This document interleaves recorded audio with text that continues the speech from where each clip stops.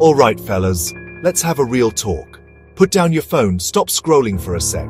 We need to discuss something that's been simmering under the surface for, well, forever. It's about that little voice, or maybe not so little voice, that sometimes seems to be calling all the shots. I'm talking about your desires, specifically those primal, gotta have it now sexual urges. Now, there's nothing inherently wrong with desire itself. It's human, it's natural. But here's the kicker. Are those urges you, or are driving them? Because there's a world of difference. Think about it.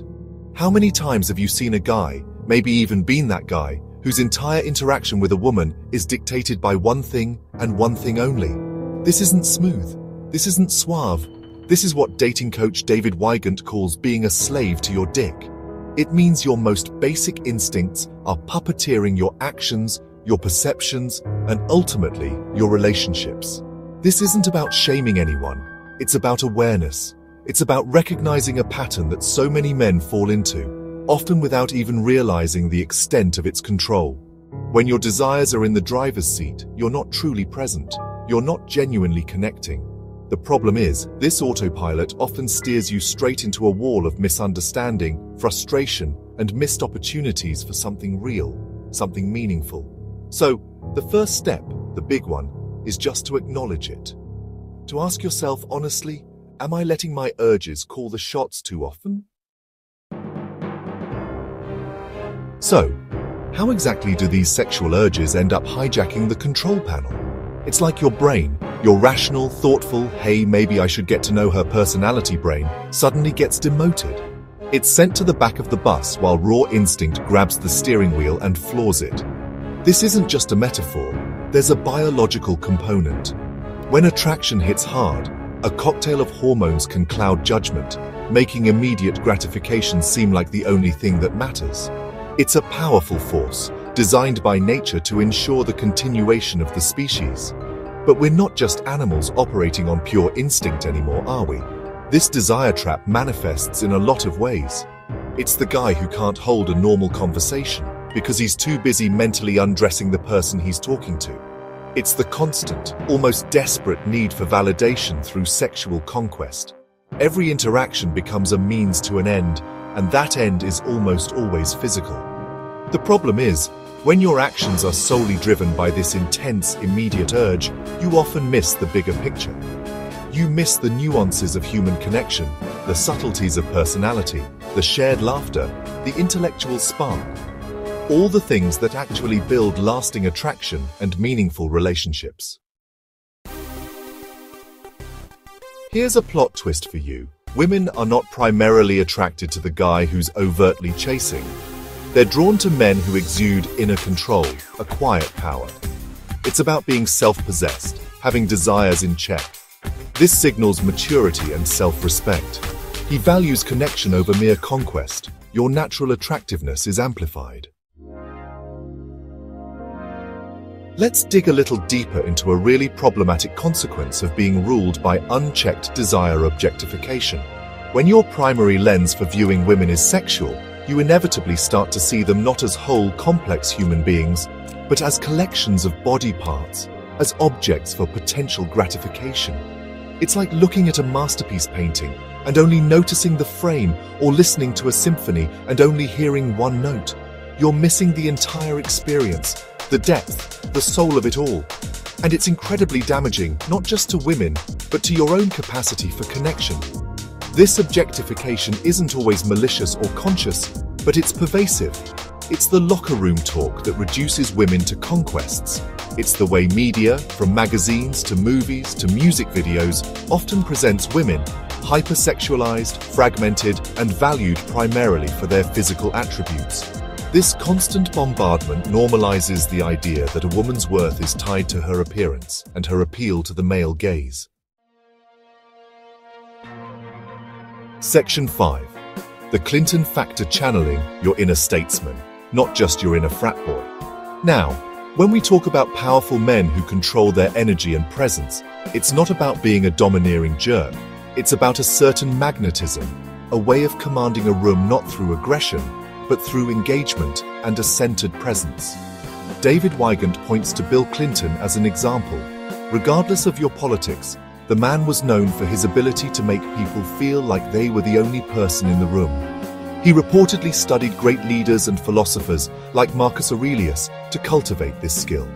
This isn't about mimicking someone. It's about understanding the principle controlled energy is captivating.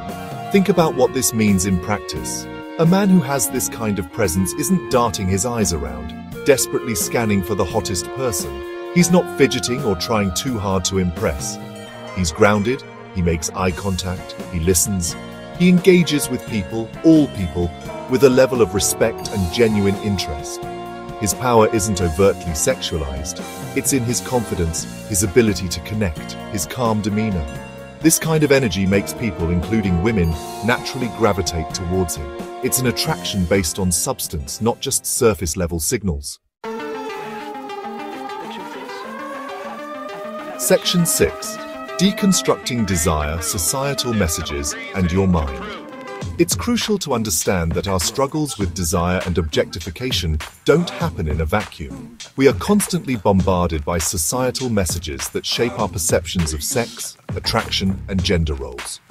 From a young age, boys and men are often exposed to media and cultural narratives that equate masculinity with sexual conquest, emotional detachment, and the objectification of women. Think about it. Action movies, music videos, advertisements, even some video games often portray women as prizes to be won or as passive objects of male desire. This stuff seeps into our subconscious. These messages create a kind of societal programming. They tell men that their worth is tied to their sexual prowess or the attractiveness of their partners. They tell women that their primary value lies in their physical appeal. Section 7. Rewiring your approach. Practical steps to genuine connection. You can change your approach. Rewire your brain for deeper connections. Start with mindfulness. Pay attention to your thoughts and reactions. Practice active listening and genuine curiosity. Ask open-ended questions. Learn about her passions and dreams. Broaden your definition of attraction. Value intelligence, humor, kindness. This shift can dramatically improve your interactions. Section 8. The whole picture, seeing women beyond the physical. The ultimate goal in mastering your desires is to consistently see women as whole individuals. This sounds simple, maybe even obvious, but in a world saturated with objectification, it's a revolutionary act. It means recognizing that every woman you meet has a unique inner world, a complex tapestry of thoughts, feelings, experiences, ambitions, fears, and dreams. She is not a stereotype. She is not a checklist of body parts. She is not a means to an end for your gratification. She is a person, deserving of the same respect and consideration you'd want for yourself. When you truly embrace this perspective, your interactions transform. Conversations become richer. You start to appreciate the nuances of her personality, the spark in her eyes when she talks about something she loves, the strength in her voice when she stands up for what she believes in. You move beyond superficial assessments and begin to connect on a human level. Section 9. The real payoff, deeper connections, better everything. So, what's the ultimate payoff for doing all this work? For consciously choosing to master your desires, to see women as whole individuals, and to strive for genuine connection. It's not just about being a better man in some abstract moral sense. It's about unlocking a profoundly more fulfilling life for yourself. When you stop being a slave to your dick, as David Wygant so bluntly puts it, and start letting your mind and heart lead your interactions, everything changes. Your relationships become deeper, more meaningful, and yes, even your sex life can improve dramatically. Think about it. When you've built a connection based on mutual respect, understanding, and genuine affection, the physical intimacy that may follow is on a completely different level. It's not just a mechanical act, it's an expression of that deeper bond. It's more passionate, more connected, and ultimately, far more satisfying for both people involved. Beyond romantic relationships, this approach enriches all your interactions. You become a better friend, a better colleague, a more empathetic human being. You learn to listen more effectively, to understand different perspectives, and to appreciate the diversity of human experience. This ability to connect authentically with others is a superpower in all areas of life. It builds trust, fosters collaboration, and opens doors you never even knew existed.